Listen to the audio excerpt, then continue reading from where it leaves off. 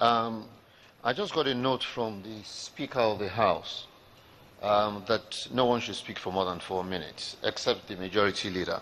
So I'll turn the microphone now to another part of the market, someone who has been doing, who's been in investment banking for over 30 years.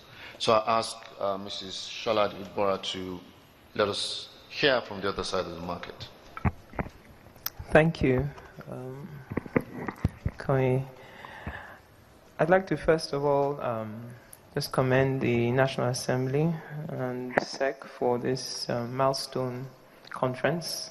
I think anytime you have stakeholders coming together to discuss issues that are relevant to them, progress is made. So congrats. And from the financing perspective, I think the key really is ensuring that the states are able to raise sustainable long-term funding, for the infrastructure needs that they so greatly have. Historically, states relied on bank funding and also going to the capital markets. Over the past 7 years, for instance, we've seen states raise up to 700 billion in bonds to finance various types of projects. Lagos State takes about 40% of that number. But given the downturn in commodity prices, the impact on their revenues, what we have seen is, those bank loans being restructured into bonds because the tenors are just not long enough. And the one thing that is required in infrastructure financing is having the appropriate tenor and also a pricing that is attractive for that project. I believe the options the states have now are limited, to be frank. And, this is primarily due to the restrictions around, the amount of money they can borrow, for good reason as well, because your debt servicing, etc., must be such that you don't impair the actual viability of the state. So you have the 50% cap, or 50% of internally generated revenue, which is a maximum cap that the states can borrow. The way forward, in my view, involves the states actually taking a very hard look at the way they reorganize themselves or they organize themselves. Because you still have funding available from, development finance institutions like AFDB, to some extent, other multilaterals, the AFC, etc. But all the financiers are looking essentially for the same thing, that this is a state that, first of all, produces accounts regularly. It's transparent in reporting. They have good governance. They have proper ratings. They've gone through the process of ensuring that their states are properly rated. The various legislative and regulatory requirements for states, so that, for instance, PENCOM requires that before a state government can borrow from the capital market, their state legislators must have passed their pension laws. So it's ensuring primarily that your state is transparent in financial reporting and is also a good, attractive destination, because ultimately your future lies with the level of your internally generated revenue. It's cash flow at the end of the day. So whether it's private sector, public sector, the amount of cash flow that you're able to generate internally will ultimately determine how much you can borrow. And I believe, there are quite a few states now that are having investment summits with a view to just making their states a much more attractive investment destination. But the focus has to be on states to operate almost like private corporations, where they are rolling out the red carpet for both foreign direct investment and domestic investment as well. Because the decision as to where you locate your factory, your new business, is very much dependent on how efficient the state is and how attractive it is. So I think if I just round up, I believe that we have about 17 states now that have outstanding loan obligations. They've all received, or most of them have received bailout funds. 2 have actually restructured by restructuring the loans from a bullet repayment to an amortizing one to basically help in terms of the interest payment.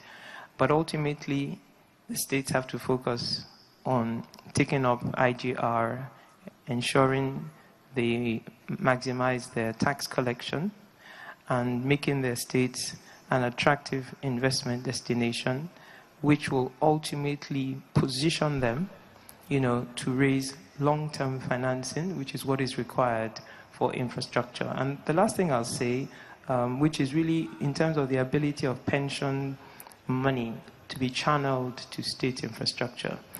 It will only go if, one, you have infrastructure bonds of a type that, are investment grade, or there are projects,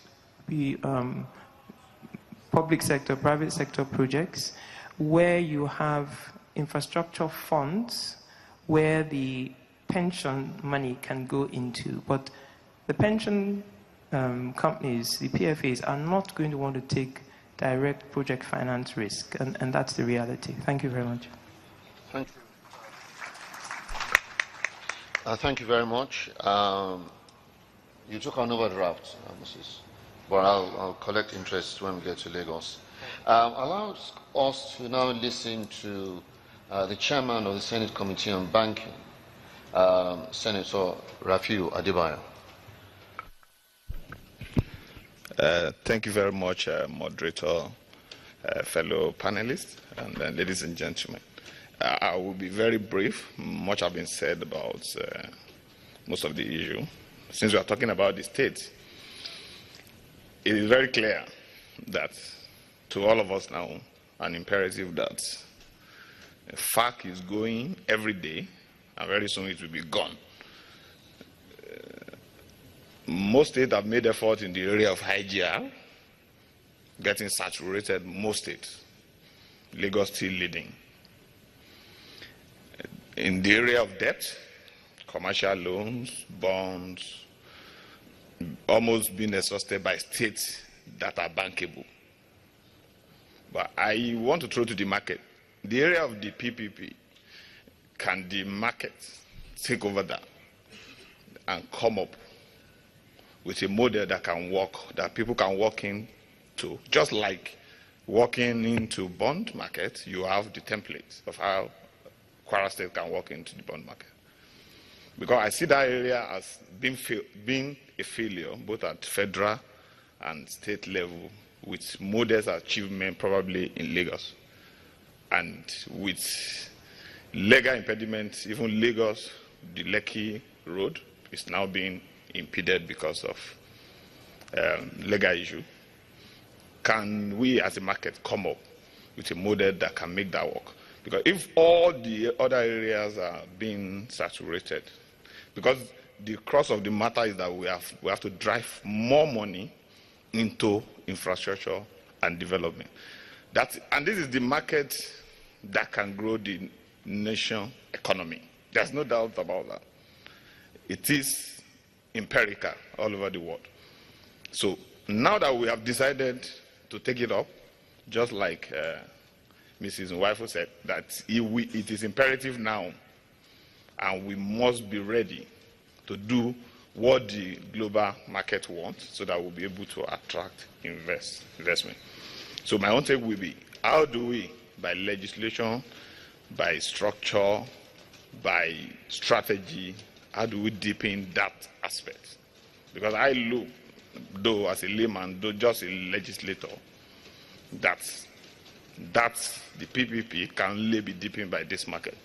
If you are leaving every state, every MDAs to take it up, lonely trip into the PPP, you will just be meeting failures because there are no standards set. So I would want us to. And another aspect is the infrastructure bond, which was mentioned by the last speaker. How do we come out with something that will help us to be able to use the pension fund, that he said, and just like as the leader of the House said, that so that it will not affect the people that own the pension money. So on the final note, my take will be that we just have to think out of the box for the states, because we are concentrating on the states. So we have to think out of the box. And for the market as a whole, we have to look at, it was the president of NSC that mentioned the figure of unbanked in Nigeria. How do we bring them in, the money into the system? Okay, the last one I will want to, from the expert here, most markets were being deepened along with the portfolio managers. Though in Nigeria they came, they made some impasse. Probably, I believe now as a layman that they've been locked out. How do we use them with legislation to deepen the market and be able to keep those ones that are ready to play according to our rule? Then the ownership of this master plan, just like the leader said, the market owners must own the master plan. If you're waiting for government, we will do our part in the National Assembly, all legislation, just like the leadership have said. Any legislation you need with this 8th Assembly will go at the speed required to pass for the market.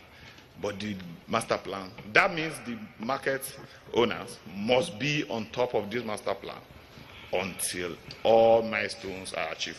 Thank you very much. Thank you very much. Thank you very much, distinguished Senator.